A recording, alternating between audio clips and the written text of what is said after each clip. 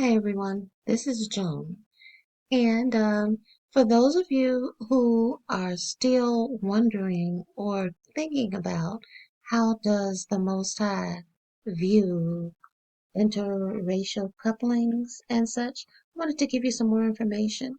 Now, if you were raised with, or if you have at the moment any kind of Bible training or interest, you probably heard about the Samaritans.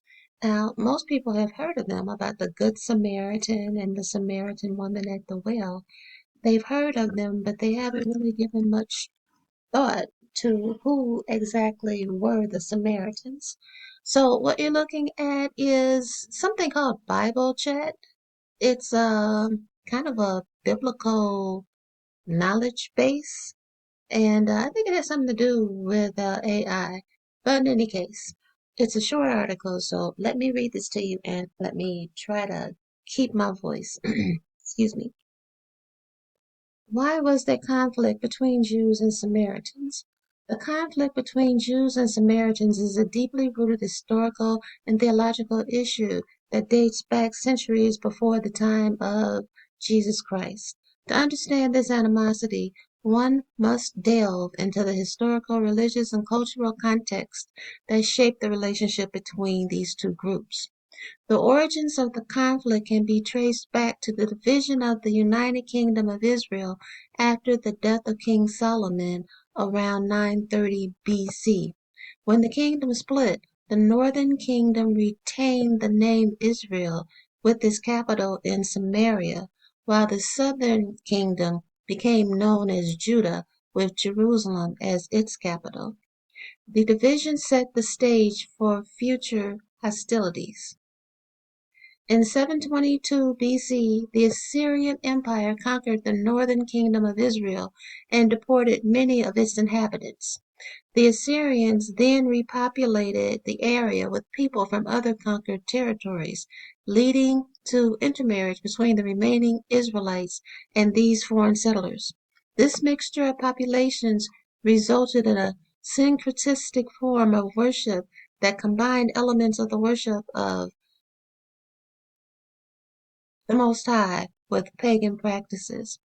The Jews of the southern kingdom of Judah viewed this as a corruption of true worship. The Samaritans, as the mixed population came to be known, developed their own version of the Pentateuch, the first five books of the Bible, and established Mount Gerizim as their sacred site of worship, in contrast to the Jewish temple in Jerusalem. This theological divergence further deepened the rift between the two groups. The Jews considered the Samaritan version of the Pentateuch to be heretical and their worship practices illegitimate. Now, you can read the rest of this because I wanted to keep it kind of short. And they're telling you that the hostilities were mostly due to the religious backgrounds. But I think they do tell you that the Samaritans were a mixed population. And my point is, a mixed population was not the same as an Israelite population. And the thing is, God doesn't change. If they were mixed back then and mixed was not Israelite, it would be the same thing now. Now, before you start saying, oh, well, she's got something against mixed people, I don't. I just want to follow what the Most High says. So let's look at what happened, what the Savior said to the woman at the well. It's John 4, 1 through 20, King James Version, and it is the Savior talking to the Samaritan woman at the well. When therefore the Lord knew how the Pharisees had heard that Jesus made and baptized more disciples than John, though Jesus himself baptized not, but his disciples, he left Judea and departed again into Galilee, and he must needs go through Samaria. Then cometh he to a city of Samaria, which is called Sychar, near to the parcel of ground that Jacob gave to his son Joseph. Now Jacob's well was there, Jesus therefore, being wearied with his journey, sat thus on the well, and it was about the 6th hour. There cometh a woman of Samaria to draw water. Jesus saith unto her, Give me to drink. For his disciples were gone away unto the city to buy meat.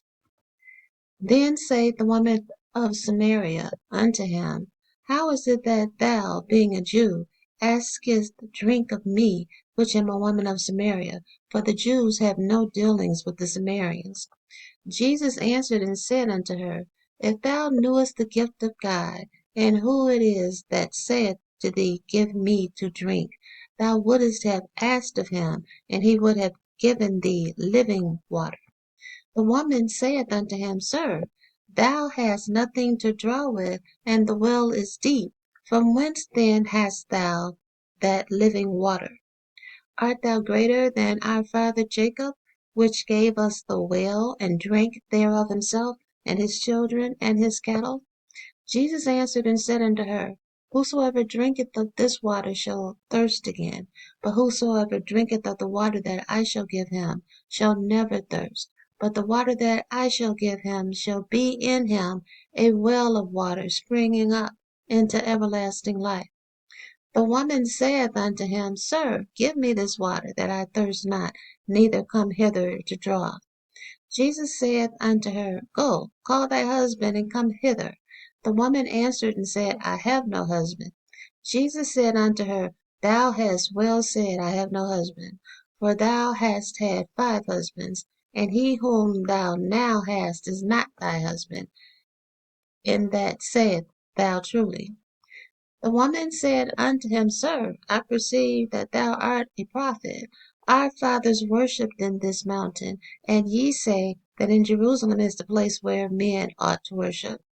Jesus saith unto her, Woman, believe me, the hour cometh when ye shall neither in this mountain nor yet at Jerusalem worship the Father. Yet worship ye know not what. Ye worship ye know not what. We know what we worship, for salvation is of the Jews. But the hour cometh, and now is, when the true worshippers shall worship the Father in spirit and in truth, for the Father seeketh such to worship him. God is a spirit, and they that worship him must worship him in spirit and truth. The woman saith unto him, I know the Messiah is coming, which is called Christ. When he is come, he will tell us all things. Jesus saith unto her, I that speak unto thee am he. Now, this very powerful passage tells you that it gives you a hint that maybe the Samaritans didn't quite look like the Hebrews. Even though he was in one of their towns, he knew immediately this was a woman of Samaria. But the major point I'm trying to make is that out of all he told her, all the information they gave about where the Samaritans worshipped and where the Israelite worshipped, he never once said we're the same because you came from the you were mixed in, your people mixed with the northern tribe, or you're a mixture of the northern tribe and other Assyrians who came in. He never said they were the same. Now, he was kind to her. He treated her the way they treated women at that time, um, asking for water for her to draw out of a well. But he did not include her among the Israelites.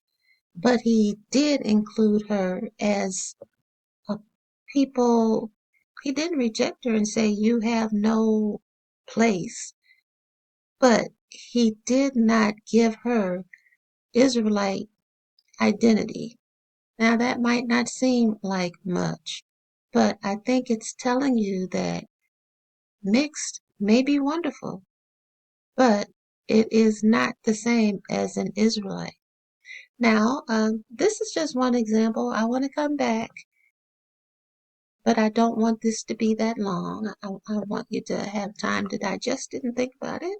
But I want to come back and look at the book of Ezra, what he was saying about can an Israelite be mixed? And I think the answer is kind of no. You are either an Israelite or you're not. You can't be a mixed one. And the same for Nehemiah. Now, like I said, I do welcome comments, and please give me a like. It would be much, much appreciated.